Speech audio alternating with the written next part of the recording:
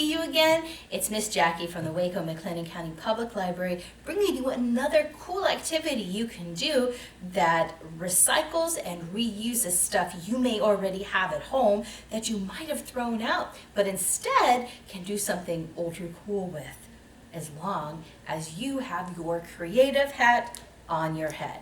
So today we're going to be making our own baskets. So these can be baskets, or if you have something tall that you're going to use, it could even be like a pencil or marker cup, really whatever works for you.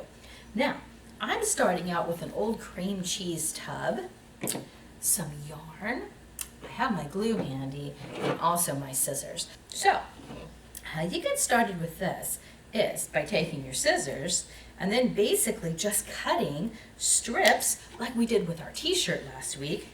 This time we're just cutting them into the plastic. So you'll want to make them kind of fairly even around your tub or container that you choose.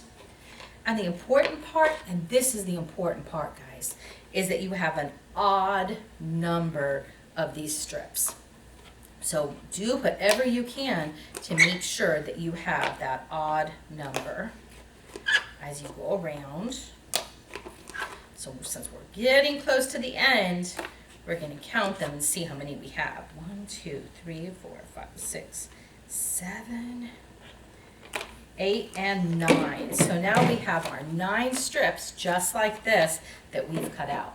Now today I brought some yarn along. So to get started here, what I'm going to do is take the end of my yarn or fabric or plastic strip and make sure that I tie a pretty good knot. Now this is just going to be just a simple knot.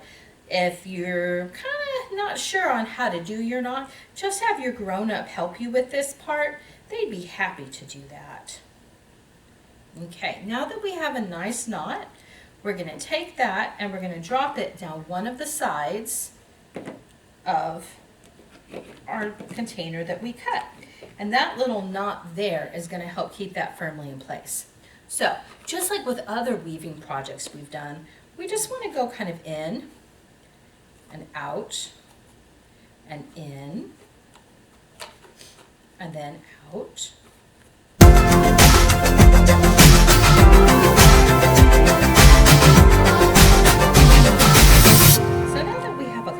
Bands like this, you can always start to kind of smooth them down to the bottom, just like that.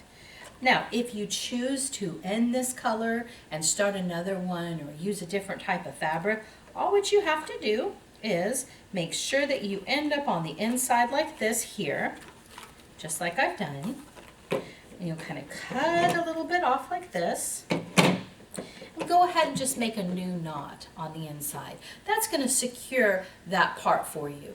Then when you start your next strip, you'll just once again do another starter knot and then start right where you left off on the other one and go in and out just like you did. Now when you're all done, it's going to look something like this.